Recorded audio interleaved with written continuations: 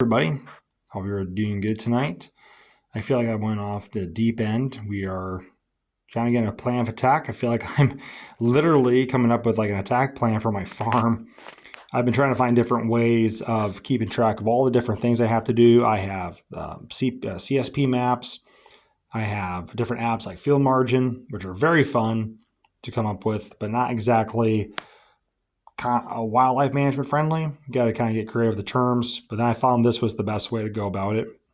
This map came from Northwoods Mapping, good old Scott. Beautiful map. It's about 3x2.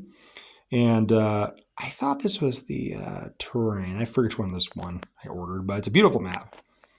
So what I'm doing is I specifically wanted a map with grids. I don't know if you can see the grid patterns on here. Pardon the glare. I'm trying to get the lights to maneuver, but they're not cooperating. But these are about 1.1 acres, which is very useful. And the reason I specifically wanted 1.1 acres was for situations like this.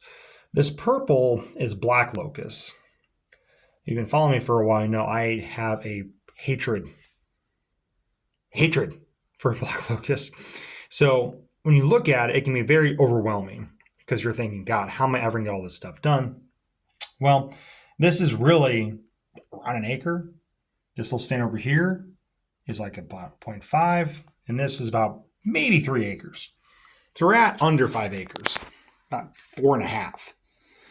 So I found these great dry erasers off Amazon. These were like $9, multiple different colors. God, I love colors. Literally, I am coloring for adults right now. That's what I feel like. But it's very, it's kind of relaxing. But it also just mainly, it helps me color code things to tell me what's a priority, when you tackle it first. And the beautiful part is, say I get in here and I get this done this June, some hack and squirt, I can take this off. And then maybe I can do different intensity colors. Like I could shade in this area, saying there's some sprouts we need to spray. But right now, this entire attacked area is going to be done. And maybe down the road, every 5 years, we might update a new map and kind of keep these maps and do an evolution of the farm. But we'll see. But another thing, excuse me, general overview, like, there's our food plot and then our quail field that we talk about a lot. But then also down here, I'm getting more familiar with this area. Those are some videos I published. It's just kind of a nasty ditch throughout here.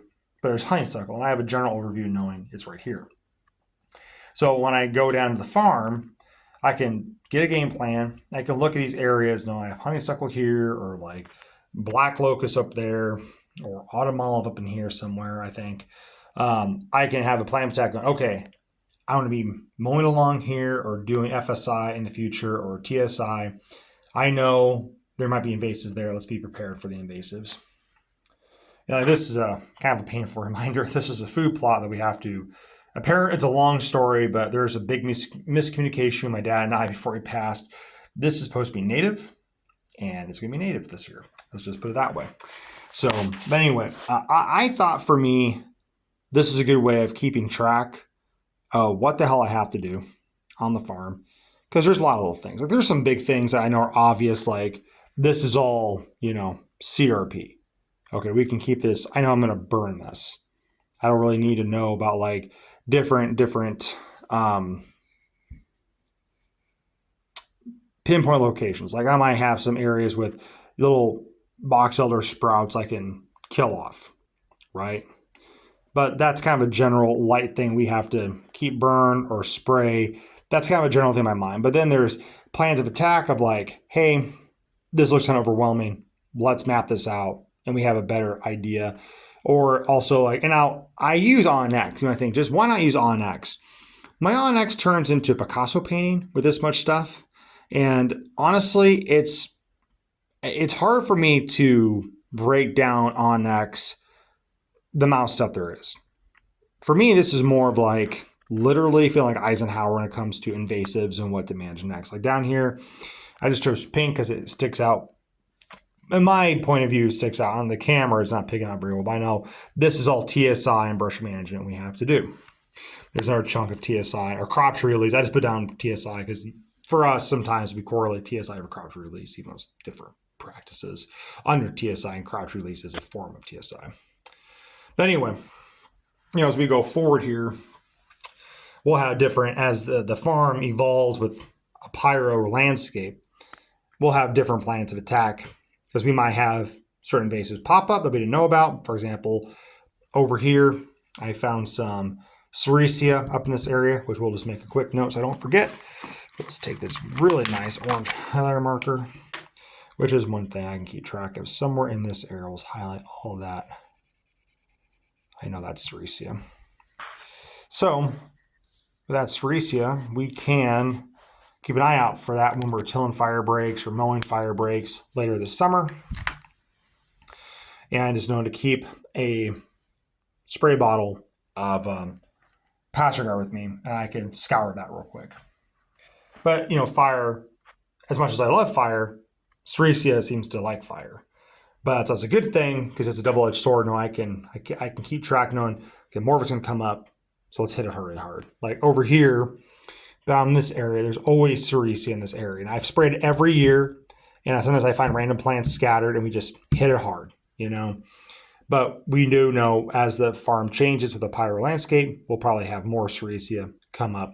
And then we can know, just focus on this little, it's like a 1/10 of an acre section, we can focus our sights in on. But however, we might have acres of oak. But it's interesting because one of my favorite terms I learned from Otto Leopold is the term copse and motte. Copse is a grove of trees, or a small grouping of trees. Mottes are specifically, and this can be argued, I don't know how much in the weeds you want to get with this, but mottes is usually referred to as a group of oaks. And I have several little mottes. I love saying that word, mottes. Like there's my favorite motte is right here. I filmed back there quite a bit with the big cottonwood, and all those really nice red, white, shingle oak, and swamp white oak. Where was I going with that?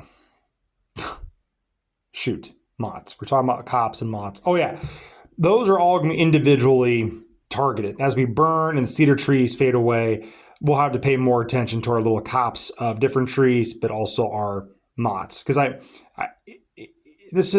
found there's all this different terminology, which a lot of people don't care about, but I kind of dork out on this stuff. You have woods, like this is considered woods. It's not really a forest, it's not old growth. There's patches of forest. I found there's a difference between forest and timber. Forest is more of, like I said, natural forest, woodlands, but then timber is an area that's being raised for timber production, while woods can be a mixture of old field and wood or trees. So you get woods. So this is more woods, but there's also very open now from the cedar trees being sheared off. So now we have, I would call it little copses and mottes of trees that we have to identify and manage. And as we do the burn here and these trees mature, they're all pretty young, we can put little marks on. There's a motte of oaks over there. There's a motte of oaks over there. There's a copse of elm and oak over there. And we can keep track of those and help nurture those trees as they go along. But this map will help me keep track of what's where. Because right now it's a big maze, all the cedar trees fallen in here. But as we burn, it'll be way more open in the future. It's going to take several burns to get those cedars to break down. We might be burning all this every year until we have enough oak regeneration to back off. And then we'll do 3 or 5 year intervals depending on what the land's telling us. Or like in here, this is all very convoluted. So I have another CSP program or obligation in 2026. And no, is that right? Yeah, that sounds right to me. And I'm doing it actively currently, but I'm not going to get paid till 2026, which is fine. But like this black locust is part of it. This old hinge cutting and crop tree release is a part of it. This is a part of it. There's another section of it too. Pretty much all of this middle timber is part of it. And then we'll have different zones like over here. Now, some people might get upset, but a lot of my dad's hinge cutting has melted away. This light keeps following me. I apologize. And the camera. I really wish I could get this light to balance over, but it won't play my game.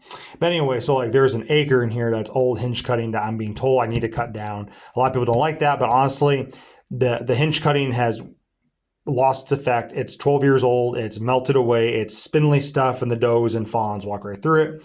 So it's really not a effective thing anymore. So part of my contract is to cut that stuff down and create mineral stumps, which I think through fire and opening more canopy will have more thicker bottlenecking features besides just the hinge cutting. So, but we'll see. We shall see. So, but those are things we can use as math for it to know, okay, this whole section here is just cut stump, but this section up in here we can do, after the black locust is gone, there's a lot of hack and squirt we can do. So I know like over here in this drainage here, this is all nice hillside of oak and hickory timber or forest, whatever you want to call it. That's all ironwood along here. We can just hack and squirt all that stuff next winter and get that out of the way. So to me, this is a way going beyond food plots, going beyond switchgrass plots, going beyond just hinge cut bottleneck areas, because I don't want to get on my soapbox. I got to get to bed because I got a big day tomorrow. But I know part of the problem why landowners don't do what I'm doing, it's overwhelming. Because look, man, I got a wife, kids, I'm on 2 different farms, I got jobs to do. I get it. But this has helped me keep my mental sanity because I care about all this. I care about all of this here. This is important to me. This is my current turn. And if I can be efficient and keeping track what I need to do, it's just going to make my job easier. It's going to be more effective, more efficient, and it's going to make the next turn a lot simpler. So, and like I said earlier, I would love to do updated maps every 5 years and maybe get them a little more. This is very detailed, but even more detailed that technology comes out, and to see more of the evolution, and we'll just go from there. So I hope this is helpful or inspiring.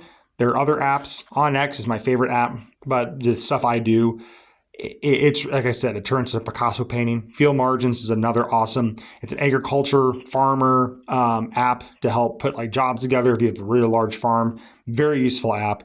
If this phone goes down or it gets lost or broken, I have this and I have notes to know like what I need to do, what I'm focused on, and go from there. Hope this helps. And quick, I might have said this already, but I did another video and I had to delete that as it didn't go well. You might be wondering, are you crazy? Why would you be showing your farm on the internet? Guys, with OnX, I'm not bashing OnX. I would love them to be a sponsor. OnX is such a big, big part of my business. You can't hide anything. They can look up my last name. They know my dad's name. I'm sure most people with their OnX app can find my farm like that. So, and I've been in this business long enough. People that were very freaked out, that were very concerned, they were consumed with the fact of the idea of poachers and trespassers, they end up having those problems. The people I worked with that never cared about it, they very seldomly had a problem. 1 or 2 a year. I take that back. 1 or 2 incidents in the past 10 years when I served them. My farm, I got eyes and ears everywhere, and so far, let's just put it this way. I have a really big God watching over it, so I don't lose sleep over it. Hope this helps, guys. Have a good night.